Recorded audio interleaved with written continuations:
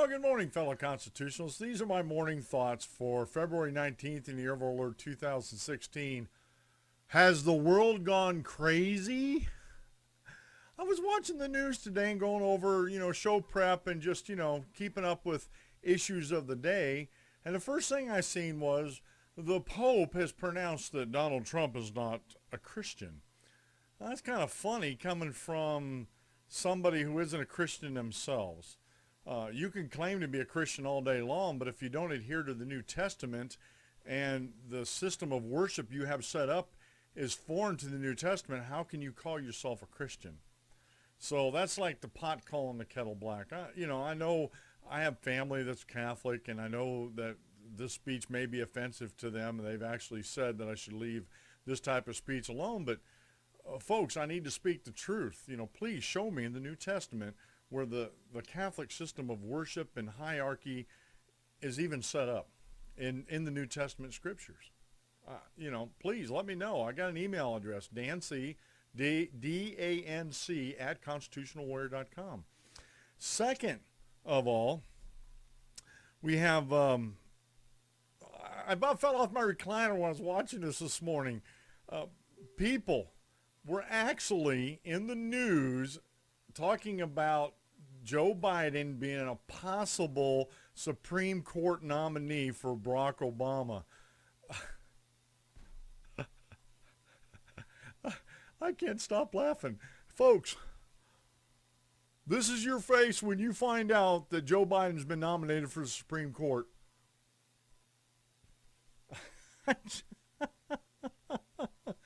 He has to be one of the most politically, ethically, morally ignorant men in the United States. I mean, the guy can't put two sentences together without putting his foot in his mouth. And people are thinking that Barack Obama, I mean, come on, I know people don't like Barack Obama, but I don't even think Barack Obama's that dumb, to be honest with you, politically or otherwise. Joe Biden would be the worst pick for Supreme Court nominee. I mean, it is laughable that anybody would even think that. And this comes from the lamestream media. The White House has denied even saying it. Joe Biden says, well, I wouldn't accept the nomination. So who's putting forth this idea if it isn't the lamestream media? Come on. And then finally, folks, this one tops the cake. Ted Cruz says it is constitutional for the government to ask Apple to open up Farouk's iPhone. Okay, get a warrant to open up the iPhone. Apple doesn't have a way to do that because its contract between its customers are that we won't do that. We have encryption on there. That's your personal stuff. That's between you and the government if they serve a warrant. My next question is, who are they going to serve a warrant to? The guy's dead. The guy's dead. Who are they going to serve a warrant to unlock that phone?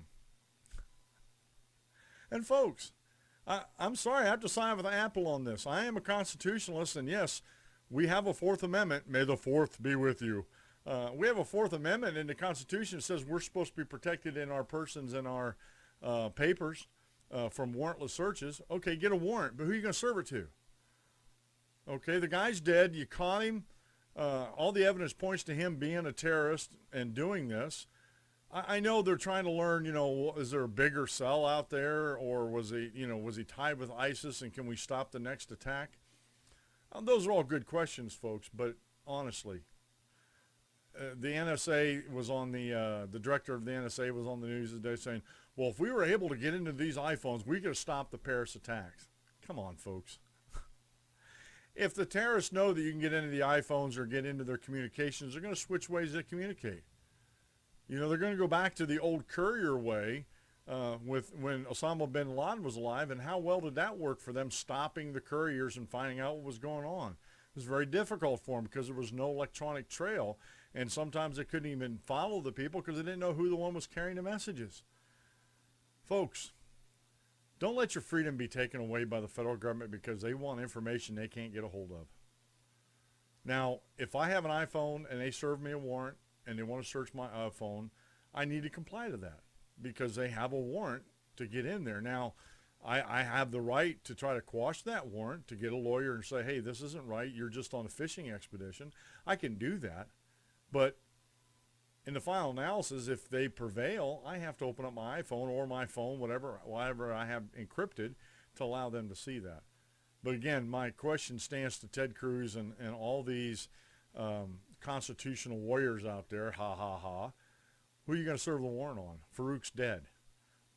Apple has a contract that they're trying to keep with their customers. It's not in the national security.